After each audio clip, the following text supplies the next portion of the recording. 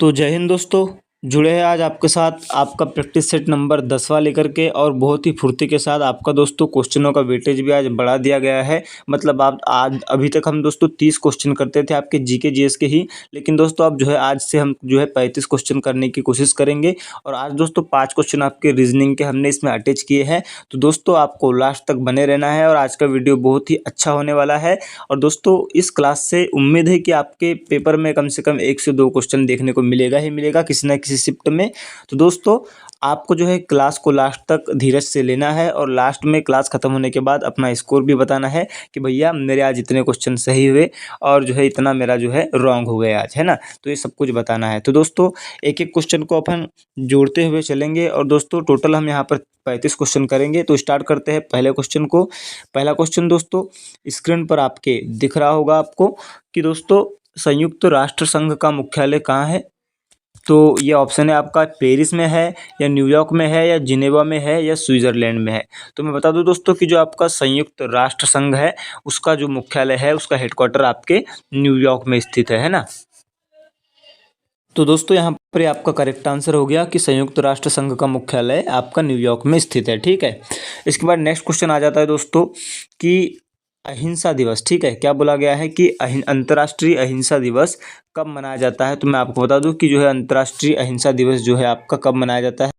अंतर्राष्ट्रीय अहिंसा दिवस जो है आपके गांधी जी के जन्म दिवस के अवसर पर मनाया जाता है। और सभी भाई जानते हैं कि गांधी जी का जन्म दिवस 2 अक्टूबर गांधी जयंती के रूप में आता है और इसी को जो है अहिंसा दिवस के रूप में मनाया जाता है क्योंकि गांधी जी अहिंसावादी थे, अहिंसा के पुजारी थे। ठीक है, ये हो गया।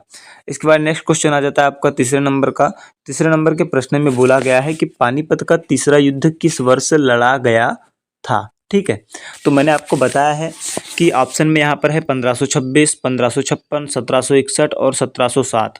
तो मैं बता दूं कि जो है पानीपत का जो है आप जानते हैं कि पहला युद्ध 1526 में लड़ा गया था, दूसरा युद्ध लड़ा गया था 1556 में, लेकिन तीसरा युद्ध जो है लड़ा गया था कब, 1761 में। और ये दोस्तों किसके किसके बीच लड़ा गया था।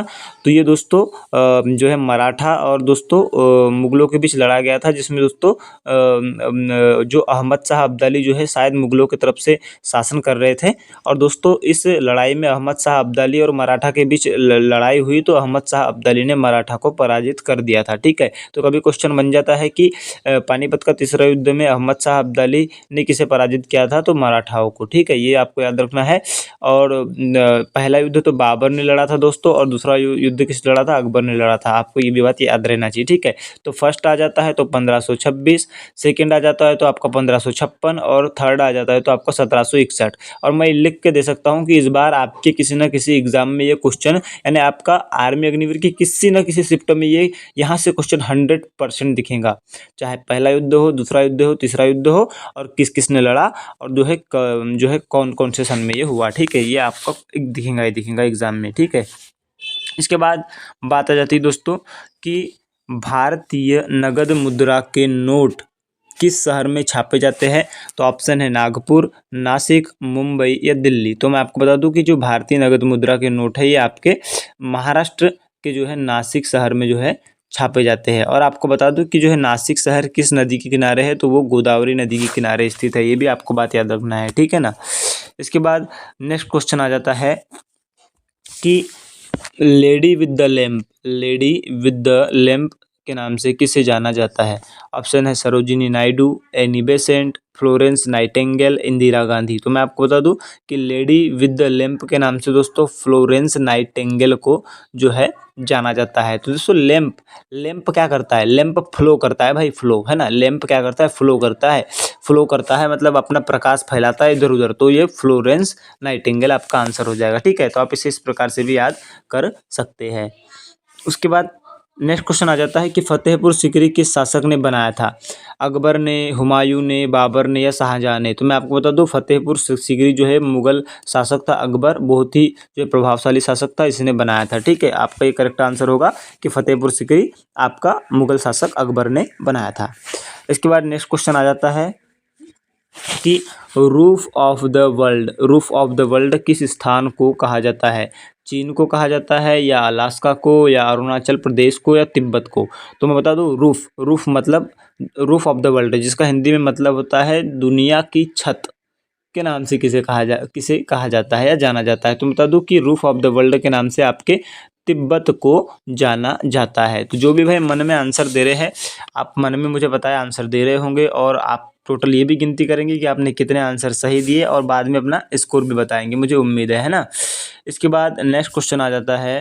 नेक्स्ट क्वेश्चन इस प्रकार से है कि निम्नलिखित में से कौन सी नदी का उद्गम स्थान अमरकंटक है, यानी अमरकंटक है, ठीक है। तो ऑप्शन है नर्मदा नदी, गोदावरी नदी, महानदी या सोन। तो मैं आपको बता दूं कि जो अमरकंटक है ये मध्य प्रदेश में स्थित है और ये दोस्तों यहाँ जिससे जो नदी का उद्गम हुआ था वो नदी है नर्मदा नदी, ठीक है। और आपको एक क्वेश्चन ये भी आ जाता है कि दोस्तों कि जो है नर्मदा नदी का उद्गम स्थान कहाँ है, तो वो है आपका अमरकंटक, ये आपको याद रखना है, ठीक है। और दोस्तों मैं आपको जो भी क्वेश्चन होमवर्क देता हूँ तो उसका आंसर आपको कमेंट में देना है यार। बहुत सारे भाई वीडियो देख लेते हैं, मान कर चलिए 200 लोग ने वीडियो देखा और कमेंट में जो है होमवर्क का आंसर देते हैं केवल 5 से 6 लोग। तो यार जो बंदा जो है दे रहा है आंसर वो सिंसियर है, समझ लीजिए। और जो बंदा आंसर दे रहा है वही सिलेक्शन के करीब है, समझ लीजिए, है ना।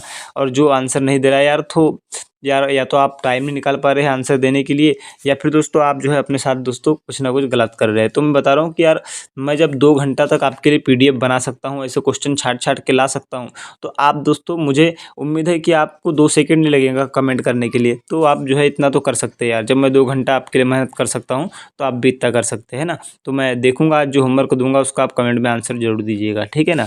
फिर भारत के अटॉर्नी जनरल की नियुक्ति कौन करता है? प्रधानमंत्री करता है या उच्च न्यायालय के न्यायाधीश करते हैं या राष्ट्रपति जी करते हैं या राज्यपाल जी करते हैं? तो मैं बता दूं कि जो अटॉर्नी जनरल होते हैं उनकी नियुक्ति राष्ट्रपति के द्वारा की जाती है, ठीक है। इसके बाद नेक्स्ट क्वेश्चन आ जाता है कि माय एक्सपेरिमेंट्स विद ट्रूथ मतलब सत्य के साथ मेरे प्रयोग के लेखक कौन है? तारा अली बेगम है या महात्मा गांधी जी है या गोविंद वल्लभ पंत जी है या एपीजे अब्दुल कलाम जी है? तो मैं बता दूं कि my experiment with the truth ये महात्मा गांधी जी की रचना है और महात्मा गांधी जी की रचना बहुत इंपॉर्टेंट है, आपको ये याद रखना ही है, ठीक है। उसके बाद नेक्स्ट क्वेश्चन आ जाता है कि आपका भारत में लोकसभा चुनाव कितने साल में बाद कराए जाते हैं? तो सिंपल सी बात है कि भारत में लोकसभा चुनाव हो या विधानसभा चुनाव हो 5 साल के बाद कराए जाते हैं, ठीक है। और जो है सबसे बड़ा सदन जो है राज्य लोकसभा से बड़ा सदन क्या होता है? राज्यसभा होता है, आपको ये भी याद रखना है। इसके बाद नेक्स्ट क्वेश्चन आ जाता है आपका कि निम्नलिखित में से किसे अक्सर ब्लैक पर्ल से भी के नाम से भी संबोधित किया जाता है? तो मैं बता दूं ब्लैक पर्ल के नाम से पेले को संबोधित किया जाता है। पेले आपका करेक्ट आंसर होगा। मैराडोना को भी नहीं किया जाता, सेरेना विलियम्स को भी नहीं और विनस विलियम्स को भी नहीं। आपका पेले को जो है ब्लैक पर्ल के नाम से जाना जाता है ना, और संबोधित किया जाता है। तो आप याद कर सकते हैं पर्ल फॉर पेले, है ना, आप याद रख सकते हैं, ठीक है। इसके बाद नेक्स्ट क्वेश्चन आ जाता है आपका कि भारतीय संसद के ऊपरी सदन को क्या कहा जाता है? तो मैंने अभी बोला था कि भारतीय सदन के ऊपरी सदन को जो क्या कहा जाता है, भारतीय संसद के ऊपरी सदन को राज्यसभा कहा जाता है। तो राज्यसभा आपका यहाँ पर करेक्ट आंसर होगा, ठीक है ना।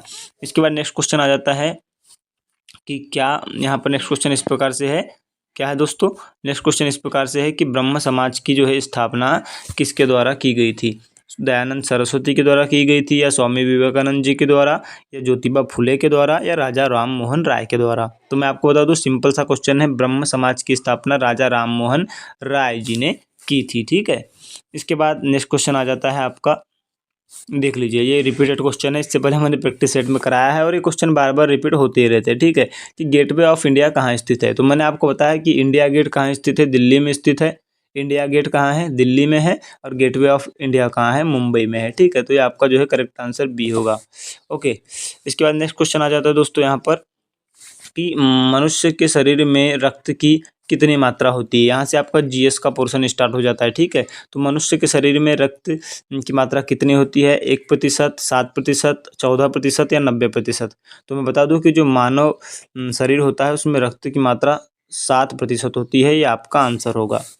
इसके बाद नेक्स्ट क्वेश्चन आ जाता है आपका दोस्तों जो कि 17वें नंबर का है कि एलपीजी सिलेंडर में किन गैसों का मिश्रण पाया जाता है?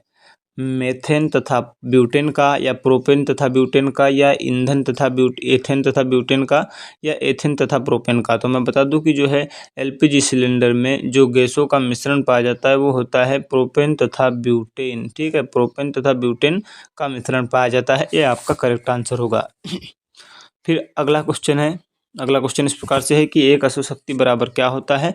तो मैंने बार बार ही आपको बताया है, रिपीटेड क्वेश्चन है, इसलिए मैं आपको होमवर्क देता हूँ। ठीक है, होमवर्क कितने भाई जानते हैं मैं ये बताना चाहता हूँ। 18वें नंबर का जो है क्वेश्चन होमवर्क है, एक अश्व शक्ति बराबर कितना वाट होता है। ठीक है, ये आपको बताना है। इसके बाद नेक्स्ट क्वेश्चन आ जाता है कि प्रकाश संश्लेषण किसमें अधिक होता है ना, नीले प्रकाश में या लाल प्रकाश में या श्वेत प्रकाश में या बैंगनी प्रकाश में, है ना। ये आपको कमेंट में ये आंसर क्या है आपको फट से मन में सोचना है। तो मैं बता दूं कि जो आपका प्रकाश संश्लेषण होता है ना, प्रकाश संश्लेषण की जो क्रिया होती है किस प्रकार में अधिकतम होती है। तो मैं बता दूं कि जो है प्रकाश संश्लेषण की क्रिया सबसे अधिकतम होती है किसमें, वो आपके लाल प्रकाश में होती है। ठीक है, लाल प्रकाश जिस भी भाई ने मन में सोचा है उनका करेक्ट आंसर होगा। इसके बाद नेक्स्ट क्वेश्चन पर चलेंगे। नेक्स्ट क्वेश्चन इस प्रकार से है कि मनुष्य के शरीर का प्रमुख श्वसन अंग कौन सा है ना। मनुष्य के शरीर का प्रमुख श्वसन भाग कौन सा है। तो मैं बता दूं कि जो मनुष्य के शरीर का सबसे जो श्वसन अंग है सभी लोग जानते हैं, मुझे उम्मीद है कि भाई सभी लोग जानते होंगे, वो होता है फेफड़ा। फेफड़ा जो है प्रमुख श्वसन अंग है। ठीक है, इसके बाद नेक्स्ट क्वेश्चन है 21वें नंबर का कि पागल कुत्ते के काटने से कौन सी बीमारी होती है ना। तो मैंने ये भी दोस्तों आपको क्वेश्चन कराया है, ये भी मैं आपको होमवर्क देता हूँ, मतलब 18 नंबर का होमवर्क और 21 नंबर का होमवर्क आपको देना है ना।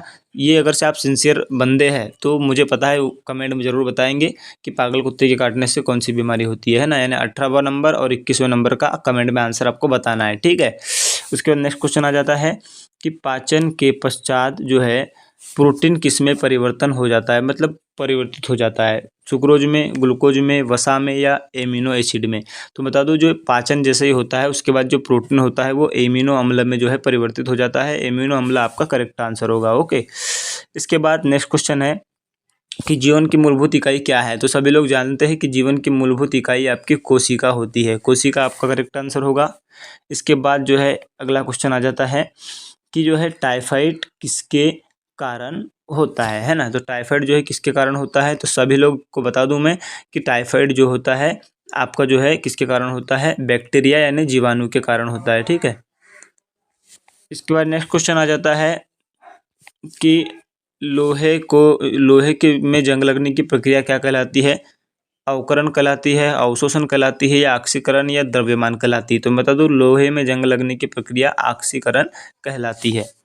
इसके बाद नेक्स्ट क्वेश्चन है आपका कि मछली किसके द्वारा सांस लेती है। तो सभी लोग जानते हैं मछली जो है गलफड़ों के द्वारा सांस लेती है ना।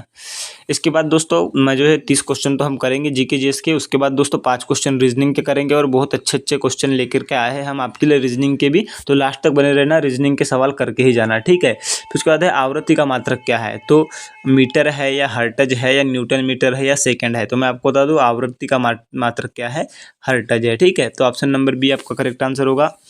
इसके बाद नेक्स्ट क्वेश्चन आ जाता है आपके 28वें नंबर का कि मनुष्य के रक्त का लाल रंग किसके कारण होता है।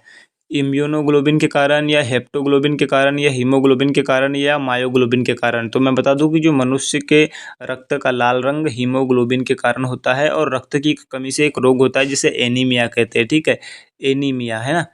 एनीमिया जो रोग होता है किसके कारण होता है, रक्त की कमी के कारण होता है। और रक्त का लाल रंग किसके कारण होता है, तो हीमोग्लोबिन के होता है, हीमोग्लोबिन के कारण होता है। ये ऑप्शन नंबर सी आपका करेक्ट आंसर होगा। इसके बाद नेक्स्ट क्वेश्चन आ जाता है दोस्तों कि निम्न में से कौन एक अचुंबकीय धातु है। तो बता रहा हूँ कि लोहा तो चुंबकीय धातु है, निकल भी चुंबकीय धातु है, कोबाल्ट भी चुंबकीय धातु है, लेकिन टीन जो है ये अचुंबकीय धातु है। ठीक है, इसके बाद नेक्स्ट क्वेश्चन आ जाता है कि जो है आपका बादल वातावरण में इसलिए तैरते हैं क्योंकि उनमें खालिस्तान होता है। तो बादल वातावरण में इसलिए तैरते हैं क्योंकि उनमें कम दाब होता है या कम चिपचिपापन होता है या कम ताप होता है या कम घनत्व होता है। तो मैं आपको बता दूं कि जो डेंसिटी होती है बादल की वो कम होती है, जिसके कारण दोस्तों वातावरण में बादल तैरते हैं, है ना। तो बादल वातावरण में इसीलिए तैरते हैं क्योंकि उनमें जो है कम घनत्व होता है। ठीक है, हाँ। इसके बाद यहाँ से हम स्टार्ट करेंगे दोस्तों किसका, रीजनिंग का पोर्शन। रीजनिंग का पोर्शन में बोला गया है कि जैसे AAH को 20 लिखा जाता है, BBH को 24 लिखा जाता है, तो CCH को क्या लिखा जाएगा। तो सभी को बता दूं ए काय पर होता है दोस्तों, ए का नंबर होता है 1, अगर से आप रीजनिंग के सवाल करते हैं दोस्तों तो आपको पहले तो ABCD का नंबरिंग पूरी याद रखना चाहिए, और मैंने वीडियो भी बनाया है तो आप देख लीजिएगा ABCD के अल्फ़ाबेट की नंबरिंग कैसे याद रखें बाय अभिषेक जैतवार, ऐसा यूट्यूब पर सर्च करेंगे तो आपको मिल जाएगा। ठीक है, ट्रिक बताया हूँ मैंने। ठीक है, तो आप देख लेना तो आपको नंबरिंग भी याद हो जाएंगी। तो देखो A 1 पर आता है, और ये एक कित पर आता है, 1 पर आता है, और H कितने पर आता है, 8 पर आता है। तो आप इनको जो है टोटल जोड़ दो, 8 और 1 9 और 1 10। ठीक है, तो 10 हो गया, और 10 में जो है आप 2 का गुना कर दोगे तो ये क्या आ जाएगा, 20 आ जाएगा। ठीक है, इसके बाद दोस्तों BBH को 24 लिखा जाता है, मतलब B कितने पर होता है, 2 पर होता है, और ये B 2 पर, और H होता है 8 पर। तो इनको टोटल जोड़ दो तो कितना हो जाएगा, 8 2 10 और 2 12। तो 12 दूनी कितना हो जाता है, 12 दूनी आपका हो जाता है दोस्तों 24। मतलब जो है टोटल जो है जो भी अक्षर है उनका नंबरों को जो जो जोड़ा गया है और उसका दुगुना कर दिया गया है। ठीक है, तो वैसा ही हम ये CCH के नंबरों को जोड़ देंगे और दुगुना कर देंगे।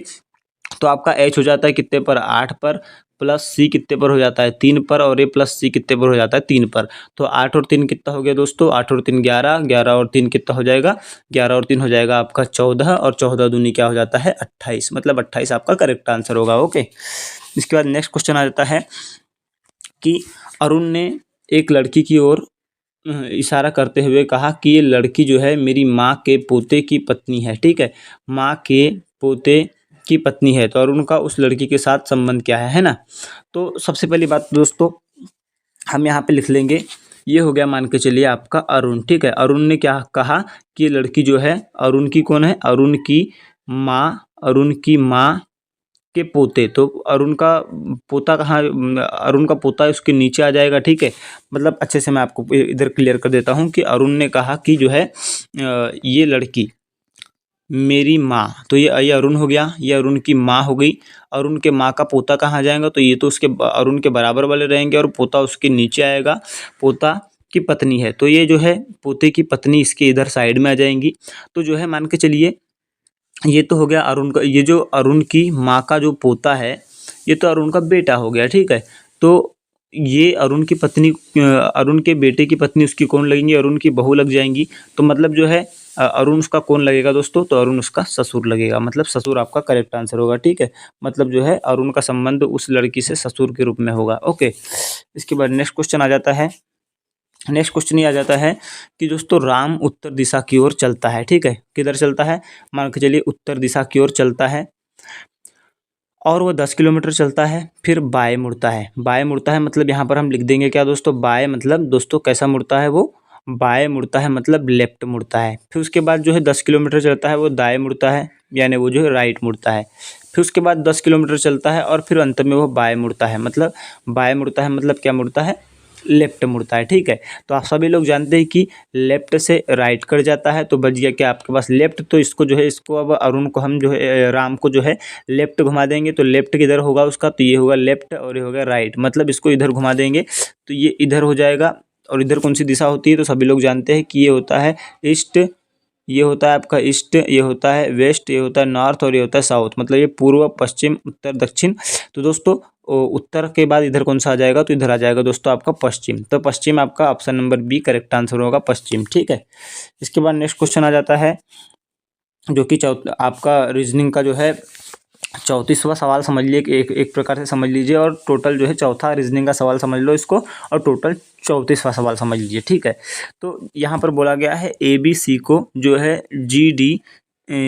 GDG लिखा जाता है ना, और EFG को जो है क्या लिखा जाता है, KHK लिखा जाता है। तो GAP को क्या लिखा जाएगा। ठीक है, तो देख लीजिए दोस्तों, आप यहाँ पर मैं बता रहा हूँ आपको, ये हो गया आपका A, ये हो गया B, और ये हो गया C। इसको क्या लिखा जाता है, GDC। तो आप दोस्तों A से G पर जाएंगे तो आपका प्लस का 6 हो रहा है, और B से दोस्तों D पर जाएंगे तो आपका प्लस का 2 हो रहा है, और दोस्तों C से जो है किस पर, आप जो है G पर जाएंगे यहाँ पर, तो आपका प्लस का 4 हो रहा है। मतलब कितना हो रहा है दोस्तों, आपका जो है प्लस का 4, मतलब प्लस का 6, प्लस का 2 और प्लस का 4, ये हो रहा है। ठीक है, वैसा ही आप देख लीजिए यहाँ पर कि जो है आप ई से जो है के पर जाएंगे तो आपका प्लस का क्या हो जाएगा, 6 हो जाएगा, और एफ से जो है एच पर जाएंगे तो आपका क्या हो रहा है, प्लस का 2 हो रहा है, और जी से के पर जाएंगे तो आपका प्लस का 4 हो रहा है। तो वैसा ही दोस्तों अपन प्लस का 2, प्लस का 6, प्लस का 2 और प्लस का 4 कर देंगे किसमें, GAP में। तो देख लेते हैं यहाँ पर। तो अपन दोस्तों जी में जो है अपन कितना प्लस का 6 कर देंगे तो आपका आ जाएगा एम, क्योंकि दोस्तों जी 7 पर होता है और 7 में 6 जोड़ देंगे तो आपका कितना हो जाएगा 13 पर एम होता है। और ए में दोस्तों 2 जोड़ देंगे तो कितना हो जाएगा, ये आपका सी हो जाएगा। और पी में दोस्तों हम कितना जोड़ देंगे, 4 जोड़ देंगे तो ये हो जाएगा आपका 20। और 20 पर क्या होता है दोस्तों, 20 पर हो जाता है आपका कितना, 20 पर हो जाता है दोस्तों आपका टी, है ना। तो MCT आपका करेक्ट आंसर होगा, ठीक है। इसके बाद आपका लास्ट सवाल है रीजनिंग का। और बाद दोस्तों आपका रीजनिंग का लास्ट सवाल इस प्रकार से है कि सबसे पहले 3 है, फिर 10 है, फिर 17 है, फिर 26 है, तो नेक्स्ट संख्या क्या होंगी। तो आप यहाँ पर ध्यान से देख सकते हैं कि 3 जो है आपका किसका वर्ग होता है, 2 का वर्ग प्लस 1 कर देंगे इसको तो 3 हो जाएगा। और 10 क्या होता है आपका 3 का वर्ग प्लस 1 यानी कितना हो जाएगा, 3 का वर्ग 9 और प्लस 1 10। वैसे ही आपका जो है 17 क्या हो जाएगा, 4 का वर्ग प्लस 1 यानी 17। और ये 26 क्या हो जाएगा, 5 का वर्ग प्लस 1 यानी 26, है ना।